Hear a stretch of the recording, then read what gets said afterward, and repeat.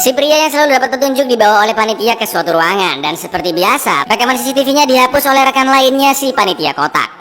Di base camp, Sang Woo meminta maaf ke teman-temannya karena sudah meminta mereka memilih simbol yang berbeda. Oh enggak apa-apa, kata Gi-hun si baik hati. Hasil permainan kedua pun diumumkan. Dari yang awalnya 187, sekarang tersisa 108 pemain, dan otomatis hadiah bertambah menjadi 34,8 miliar won. Lalu saat waktunya makan, para pemain hanya mendapatkan seekor telur rebus dan minuman. Karena dirasa kurang, Doksu dan timnya pun masuk lagi ke antrian biar dapat makanan double. Sungguh kurang ajar. Alhasil ada 5 pemain yang gak kebagian makanan. Mbak-mbak yang tadi antriannya disalip pun cepu jika Doksu dan kawan-kawan yang ngambil makan 2 kali. Proteslah mereka ke Doksu, tapi dia malah emosi balik dan menghajar pria tersebut sampai meninggal. Gi-hun pun berteriak meminta panitia menyelesaikan kasus tersebut, tapi mereka diam aja. Bahkan kematian pria tadi masuk ke dalam hitungan. Seperti biasa, lampu akan dimatikan 30 menit lagi ketika jam tidur. Tapi Sang Woo meminta teman-temannya untuk tetap melek karena sepertinya Doksu and the gang merencanakan sesuatu yang jahat. Gi-hun pun memperingati Sebyok untuk berkumpul di daerah kasurnya jika terjadi sesuatu saat gelap nanti, karena dia tahu Sebyok nggak akur sama Doksu.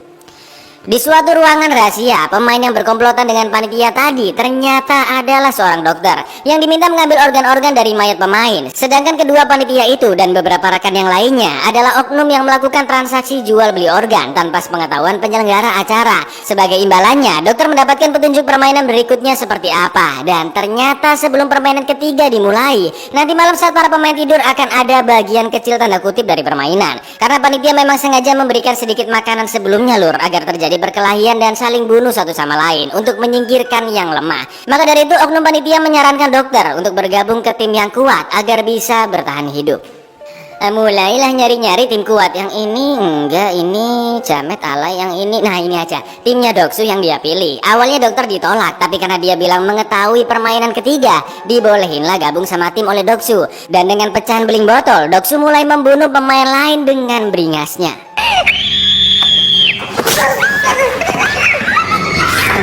Biar permainan kecil ini lebih seru, Frontman mulai menyalakan lampu neon kedap-kedip agar suasana lebih mencekam. Setelah itu Doksu dan timnya langsung menyerang Sebyok, tapi dia sempat melawan balik dengan pisaunya. Kekacauan pun terjadi, semua orang saling mencurigai satu sama lain dan mencoba membunuh. Gi-hun, Sang Woo dan Ali pun bekerja sama untuk menyelamatkan Mbak Ilnam, tapi ternyata dia nggak ada di kasurnya. Sampai akhirnya Sebyok pun mendatangi kelompok Gi-hun dan mereka membantu melawan kelompok Doksu.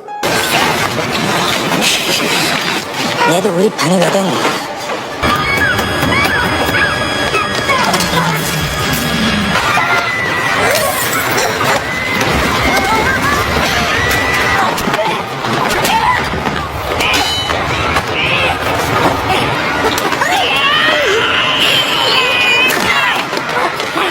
Saat situasi semakin tidak terkendali, tiba-tiba kaki Ilnam sedang berdiri di atas. Dia berteriak agar semua hal mengerikan ini dihentikan. Karena jumlah korban berjatuhan sudah cukup banyak, Frontman pun menyalakan lampu dan meminta panitia menertibkan para pemain. Dan seperti biasa, mayat pun diambil lalu dibakar di dalam tungku. Sebanyak 28 pemain tewas dan sekarang sisa 80 lagi. Sekarang tim Gi-hun ketambahan 1 anggota lagi. Mereka pun saling memperkenalkan dirinya masing-masing. Tapi ketika giliran Ilnam, dia tiba-tiba jadi susah ngomong.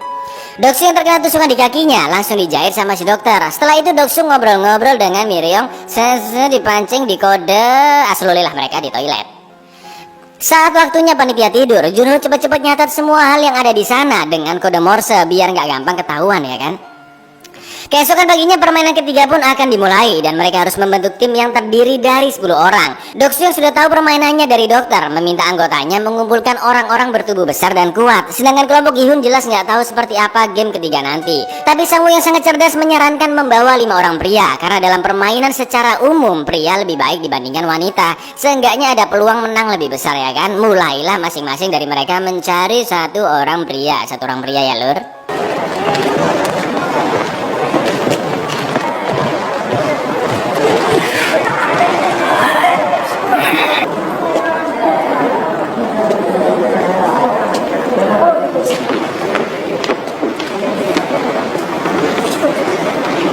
Karena Karena Doksu tahu permainan kali ini butuh kekuatan. Dengan kejamnya dia membuang Miryong begitu saja. Di titik inilah Miryong membenci dan berniat membalas dendam ke Doksu. Sebyok udah dibilangin bahwa cah lanang malah bawa cewek tindikan ya kan. Karena entah kenapa Sebyok merasa cocok dengannya. Anggota pun sudah terkumpul, tapi mereka masih bersembilan. Dan tiba-tiba Miryong pun datang memaksa gabung dengan mereka. Ya udahlah ya, nggak ada pilihan lain dan waktu sudah habis juga. Akhirnya para pemain pun diantar ke arena permainan ketiga, yang ternyata adalah tarik tambang. Bukan kayak 17-an yang seru-seruan. Tapi kalau musuh kalah melewati garis, otomatis akan mampus jatuh ke bawah. Setelah diundi, pertandingan pertama adalah tim berandalan Doksu dengan tim yang sangat-sangat terlihat lemah dan ciper duluan. Sudah jelas siapa yang menang ya kan?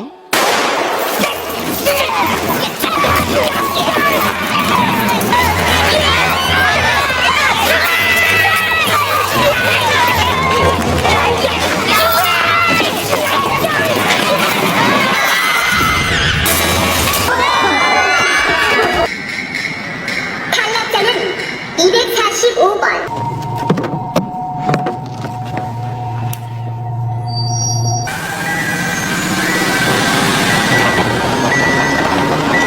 Berikutnya tim nomor 4 Gihun melawan tim nomor 5 di sebelahnya persis, yang isinya cowok semuanya mampus. Meskipun ada 3 cewek, jarinya Ali 3 sudah diamputasi, juga Mbak Ilnam yang sudah renta dan gak tidur semalaman. Tapi Ilnam punya strategi jitu memenangkan pertandingan meskipun mereka lebih lemah. Dulu saat kecil Ilnam sering memenangkan tarik tambang. Kuncinya ada di orang paling depan dan belakang. Orang paling depan harus menjadi sosok yang berani dan pantang menyerah, karena semua tim melihat sosoknya dari belakang. Sedangkan orang paling belakang harus bertubuh besar dan kuat seperti jangkar. Maka dari itu Gihun berada di paling depan dan Ali si pekerja pabrik berada di paling belakang. Lalu sisanya harus ditempatkan selang-seling kiri dan kanan. Setelah itu kaki mereka harus sejajar menghadap ke depan dan tali ada di dalam ketiak. Terakhir di 10 detik pertama mereka hanya cukup bertahan dengan cara membaringkan badan. Disinilah mental dan energi lawan akan terkuras karena tali tidak bergerak sama sekali. Tepat ketika musuh kehilangan ritme permainan, giliran Gihun yang memberikan instruksi menarik talinya. Luar biasa.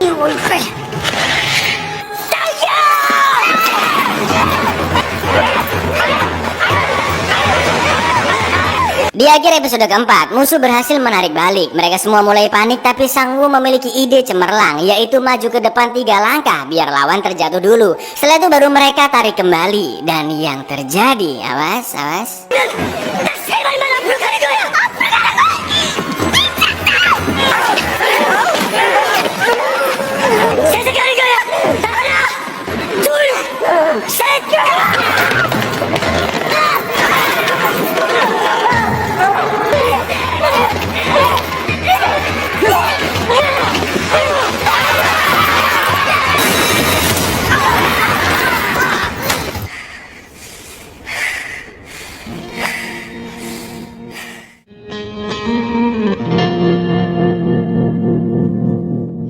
Betapa terkejutnya Doksu and the Gang melihat tim Gihun masih hidup. Setengah dari pemain sudah tewas dan tersisa 40 pemain dengan hadiah 41,6 miliar won. Sang Woo mencurigai kelompok Doksu karena mereka seperti sudah tahu permainan berikutnya. Makanya si lemah Miryong didepak dari timnya.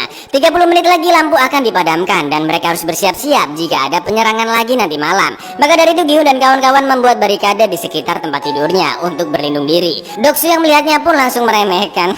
Ente bangun beginian percuma bro, kena tiup juga roboh katanya. Dibaliklah sama Gihun, emang tim anda bisa dipercaya? Kalau aku jadi mereka sih ya bakal bekerja sama bunuh ente duluan Su, karena ente yang terkuat di sini. Kapokmu kapan? Mulai mikirlah si Doksu karena dia pengalaman dihianati sama anggota gangsternya sendiri. Akhirnya nggak jadilah nyerang mereka dan Doksu meminta timnya istirahat aja nanti malam. Saat lampu sudah dipadamkan, mereka pun berjaga bergiliran dan berpasang-pasangan biar lebih aman. Setelah Sang Woo dan Ali berjaga, sekarang gantian Gihun dan Mbah Ilnam. Gihun pun curhat jika dulu dia pernah bekerja selama 10 tahun di perusahaan mobil, sampai akhirnya para pekerja dipecat karena perusahaan bangkrut. Sejak saat itulah Gihun akhirnya mulai utang sana-sini karena lagi banyak kebutuhan termasuk kelahiran anaknya. Ilnam pun teringat jika dulu memang ada aksi mogok besar-besaran dari sebuah perusahaan mobil. Lalu tiba-tiba Ilnam terkena demam yang sangat tinggi. Gihun pun langsung mengompres dan merawatnya agar Ilnam bisa bertahan hidup. Di lain sisi, beberapa oknum panitia ternyata memiliki tungku khusus yang bisa membuang mayat ke bawah dengan dibantu teman lainnya di bagian CCTV. Setelah mayat sampai di ruangan rahasia, seperti biasa dokter pun dipanggil. Ternyata selama ini yang mereka incar adalah orang yang sekarat, sedangkan malam itu orang yang mereka bawa sudah mati. Ya udahlah ya, daripada nggak ada organ yang bisa dijual ya kan. Kebetulan yang sangat kebetulan panitia nomor 29 adalah salah satu komplotannya, dan Junho sudah menyamar sebagai panitia tersebut. Alhasil dia bisa masuk ke dalam ruangan rahasia. Setelah sebuah organ sudah dibungkus, kedua panitia lingkaran pun diminta segera mengantarkan ke kapal sebelum terlambat. Tahulah akhirnya Junho jika di sana ada lorong rahasia untuk keluar dari tempat tersebut, di mana lorong itu dibuat sebagai akses untuk kaburnya petinggi atau disebut dengan VIP jika terjadi keadaan darurat. Di dalam sana juga sudah ditempeli bom untuk meledakkan seluruh tempat tersebut dan menghilangkan jejak mereka. Karena Junho kebanyakan tanya, dia akhirnya dicurigai dan diminta melepas topengnya. Junho pun mengancam balik dengan pistolnya dan meminta panitia membuka topengnya juga. Junho berpikiran mayat yang organnya dijual sebelumnya adalah kakak laki-lakinya yang menghilang, tapi ternyata mayat sebelumnya adalah perempuan. Karena oknum-oknum panitia ini mengazululi mayatnya sebelum dibedah, sungguh sebuah kelainan. Biar lebih percaya, dia memberitahu adanya daftar semua pemain lengkap dengan seluruh informasinya yang disimpan di atas tangga lorong tempatnya pemimpin permainan atau frontman berada. Tapi tetap aja perlakuan biadabnya membuat Junho membunuhnya, dan setelah itu dia pergi mencari daftar pemain.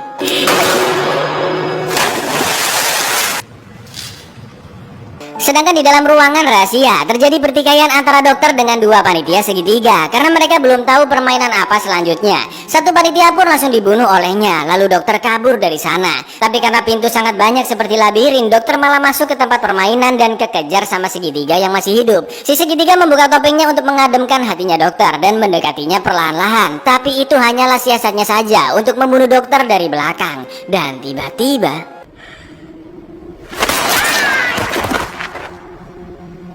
semua kebusukan oknum panitia sudah diketahui oleh frontman. Frontman gak peduli dia mau jual organ kayak, mau jual tazos kayak, mau ngapain kayak, karena yang dipermasalahkan adalah prinsip kesetaraan di tempat tersebut. Pemain mendapatkan kesempatan hidup dan mati yang sama, tapi mereka telah melanggar prinsip kesetaraan itu. Maka panitia dan dokter langsung dibunuh saat itu juga.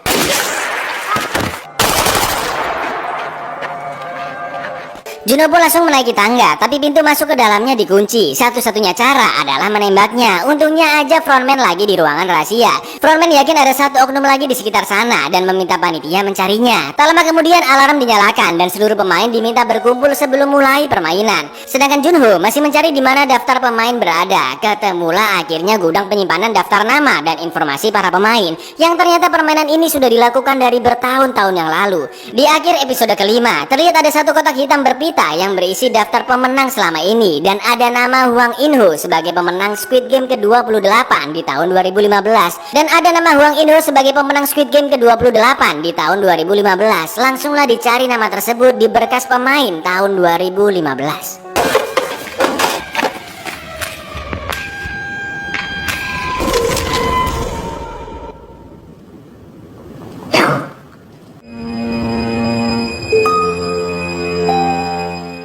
Junho yang masih ada di dalam gudang berkas memfoto semua yang sekiranya penting sebagai bukti. Daftar pemenang, surat perjanjian, macam-macam lah, pokoknya difoto semuanya. Lalu tiba-tiba telepon di sana berbunyi dan pas banget frontman yang baru balik langsung angkat teleponnya. Frontman mengatakan jika masalah kecil yang terjadi sudah ditangani dan gak akan mengganggu para petinggi atau yang dijuluki VIP ketika nanti datang ke sana. Untungnya frontman gak masuk ke dalam gudang dan Junho yang nguping sudah mendapatkan informasi baru bahwa ada VIP datang ke sana. Junho pun mencoba menelpon polisi dan ambulans melalui telepon tersebut, tapi nggak bisa nyambung karena itu adalah telepon khusus. Karena masih sakit dan dipaksa kumpul, Mbah Ilnam sampai ngompol di celana. Gi-hun pun inisiatif menutupi ompolan dengan jaket miliknya. Lalu permainan keempat pun dimulai, tapi kali ini ada yang berbeza, yaitu kelima oknum dipampang digantung di atas tangga karena telah melanggar peraturan di sana. Miriam pun langsung mengejek Doksu. Nggak punya koneksi lagi ya. Mampus. Di permainan keempat ini, pemain harus berpasang-pasangan. Jika kedua orang setuju dan berjabat tangan, maka sudah dianggap menjadi tim. Cepat-cepatlah mereka nyari pasangan dalam waktu 10 menit. Karena nggak ada satupun yang mau menerima Miryong di timnya Gi-hun. Dia pun memaki-maki mereka dan langsung pergi dari sana. Ketika Gi-hun akan mengajak Sang-woo, dia malah ngajak Ali menjadi timnya. Sebyo berpasangan dengan Mbak Tindik, sedangkan mas-mas lainnya juga sudah berpasangan. Hanya tersisa Mbak Ilnam, tapi dia tahu Gi-hun nggak bakalan mau berpasangan dengannya. Dan Ilnam hanya memberikan jaket miliknya jaketannya sebagai ganti jaket Gi-hun yang kena ompol. Dicari, ketemu guru matematika yang mengajaknya bergabung, tapi Gi-hun nggak feeling dengannya. Guru MM ini pun mengatakan jika setelah tewasnya dokter, peserta hanya 39 orang, jadi pasti ada satu yang nggak dapat pasangan. Dan kayaknya si kakek yang menyendiri itu, kata Pak Guru. Melihat betapa malangnya si kakek, Gi-hun pun menolak ajakan guru MM dan mengajak kakek Ilnam bergabung dengannya. 영아님 저랑 하실래요? Tebak siapa yang belum dapat pasangan sampai waktu habis lur? Si penjilat Miryong, dan dia akhirnya digeret panitia keluar dari sana.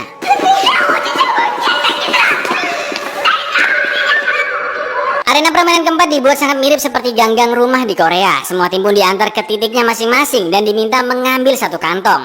Ternyata permainan keempat berkaitan dengan kelereng, dan di dalam kantong mereka masing-masing ada 10 kelereng. Untungnya Gi-hun dan kakek Ilnam zaman kecilnya jago main kelereng. Saking senangnya mereka lur, Ilnam pun meminta mereka menjadi ganbu. Apa itu ganbu? Ganbu adalah teman seperkelerengan yang gak pernah perhitungan dan mau berbagi kelerengnya. Gi-hun pun setuju dan mereka membuat perjanjian. 예 맞아요.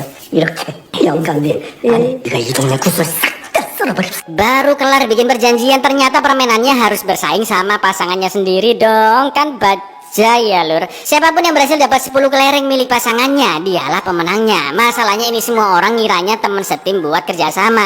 Lah kok ternyata kebalikannya ya kan. Ada Sangwoo dan Ali, Sebyok Mbak Tindik, sepasang suami istri, Doksu dan tangan kanannya, lalu Gi-hun dan kakek Ilnam. Mirisnya kakek Ilnam malah kumat lagi penyakit demensianya. Dia nggak dengerin peraturannya apa dan malah nyariin rumahnya di sana. Karena tempat tersebut sama persis seperti lingkungan rumahnya zaman dulu. 우리도 해야 돼요. 싫어. 내가 뭐 애기라. Para pemain diberikan waktu 30 menit. Mereka bisa menggunakan berbagai macam jenis permainan untuk mengambil kelereng musuh, asalkan tanpa kekerasan. Jadi sejengkel-jengkelnya Doksu dengan anak buahnya, dia nggak bisa membunuh karena ada panitia yang memantau di setiap tim.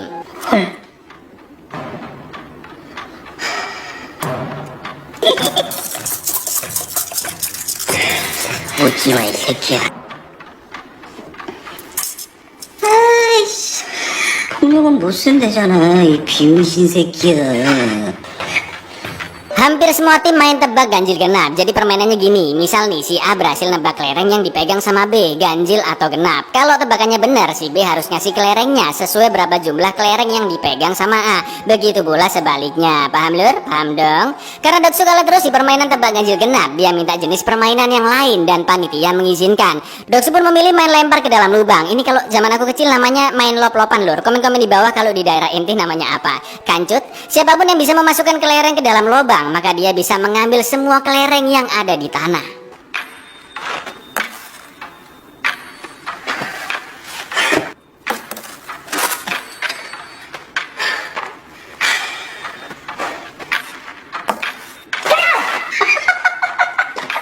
Sampai akhirnya ada momen mereka lempar nggak masuk-masuk dan ada 18 kelereng di atas tanah. Doksu pun melempar kelereng terakhirnya dan hampir banget masuk.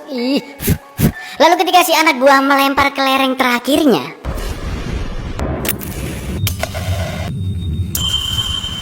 gara-gara kerikil dong, malah kelerengnya Doksu yang masuk. Bejonya ente su Doksu. Meskipun mencoba kabur, tapi si anak buahnya akhirnya ditembak mati. 너한 즐거웠다 이 개새끼야.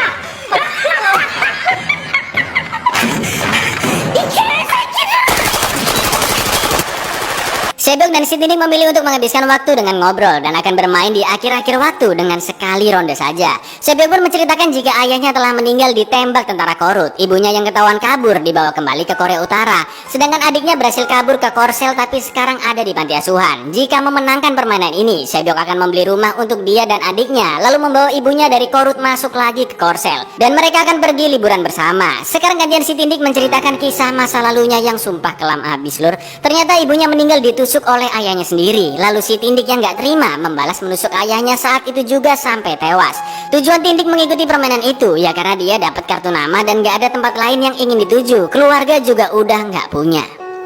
Di lain tempat, meskipun Ali gak mau melawan Sang Woo yang sudah baik kepadanya, tapi permainan harus tetap dilanjutkan. Ali selalu berhasil menebak dan mendapatkan 9 kelereng Sang Woo. Sampai gemeter tangannya Sang Woo, lur, tinggal 1 kelerengnya, udah pasti ketebak ganjil ya kan. Sang Woo pun sangat emosi dan mengira Ali berbuat curang, padahal ya dia cuma bejo aja nebak bener terus. Sampai akhirnya panitia menodongkan pistolnya agar Sang Woo tidak bertindak lebih jauh. Sang Woo pun memohon ke Ali untuk membantunya karena dia punya keluarga. Dia mulai mengungkit semua kebaikannya kepada Ali dan dia memiliki rencana agar mereka berdua bisa keluar dari sana. Sang Woo yakin ada tim lain yang nggak bisa menang pertandingan, entah nggak tega atau menang kalah ganti-gantian terus. Maka dari itu Sang Woo akan menggabungkan kelereng mereka dan akan bertanding dengan tim lainnya. Yang mereka incar adalah pemain yang sangat muda atau yang sangat tua. Lalu saat mereka akan berpisah mencari tim lain, Sang Woo mengingatkan Ali untuk membawa kantong kelerengnya dengan cara yang aman. Diambillah kantong kelereng Ali, ditaruh bawah jaketnya, dan Sang Woo merobek bajunya untuk membuat kalung-kalungan dari kain. Dengan begitu Ali tidak akan kehilangan ke-19 kelerengnya dan jauh lebih aman. Sang Woo meminta Ali bertemu lagi di sana saat waktu tersisa 3 menit lagi, dan saat itulah Sang Woo akan memberitahu strategi selanjutnya. 어때? 이러니까 훨씬 더 안전하겠지. Gi-hun akhirnya berhasil memaksa Mbak Ilnam untuk bermain, tapi dia kalah terus sampai sisa 1 kelereng. Untungnya sekarang giliran dia nebak. Kalau bener lumayan nambah kelereng 1 kan lur, tapi kalau salah jelas Gi-hun yang mampus ya kan. Gi-hun pun bilang genap. Bentar, ganjil aja ya, ganjil. Tapi ternyata 잠깐만요. 헐. bener genap tebakannya yang pertama dong. Krik. Tiba-tiba Mbak Ilham bertanya, kamu tadi bilang apa? Kamu bilang apa tadi? Apa? Karena tahu penyakit demensianya masih kambuh, Gi-hun pun langsung mengganti jawabannya jadi genap. Si kakek percaya aja kalau dia yang kalah dan langsung memberikannya 1 kelereng. Kesempatan ini pun digunakan Gi-hun untuk menguras kelereng milik kakek Ilham. 뭐라고 했지? 짤이야.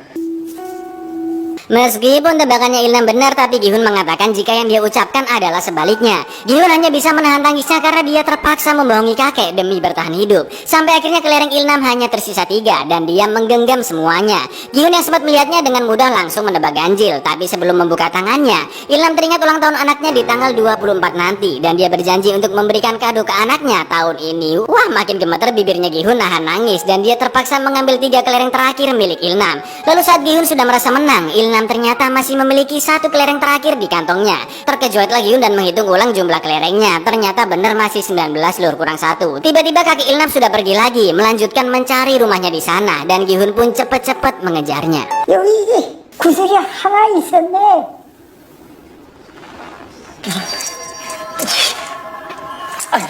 영감님, 잠깐만요. Setelah ngobrol cukup lama, Sebyok dan Tindik pun akhirnya bermain. Siapa yang melempar kelereng lebih dekat dengan tembok, dialah pemenangnya. Sebelum dimulai, mereka akhirnya memberitahu nama masing-masing. Nama asli Tindik adalah Ji-young. Ji-young pun minta Sebyok melempar duluan. Shred dilempar lumayan ya kan dekat tembok. Tapi saat giliran Ji-young yang melempar,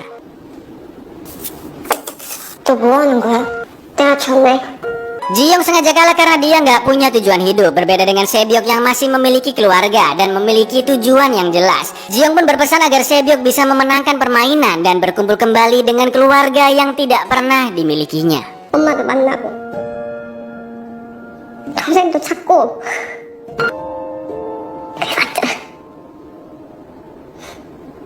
고마워. 나랑 같이 해줘서. Di lain tempat, ternyata Sang Woo sangatlah licik. Ketika Ali teralihkan suara tembakan tadi, dia menukar kantong Ali dengan kantongnya sendiri yang sudah diisi banyak kerikil. Lengkap sudah 20 kelerengnya dengan menambahkan 1 kelereng yang disimpan di kantong celananya. Seselesainya Ali muter-muter nyari tim lain. Sesuai janji, dia kembali ke tempat pertemuan saat waktu kurang 3 menit lagi. Tapi dia malah melihat Sang Woo yang akan kembali ke base camp. Disitulah Ali sadar telah dikhianati dan hanya bisa menahan tangisnya.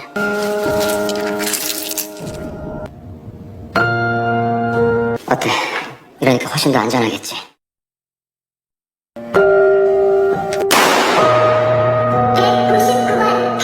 Waktu sudah semakin menipis dan Ilham akhirnya menemukan rumahnya yang dulu pernah ditinggalinya bersama istri dan anaknya. Ilham bilang jika dulu dia sering sembunyi di balik tiang listrik sambil mengintip anaknya bermain dengan teman-temannya. Jelas Gi-hun bodoh amat sama semua omongannya karena waktu sudah mepet dan dia butuh 1 kelereng terakhirnya.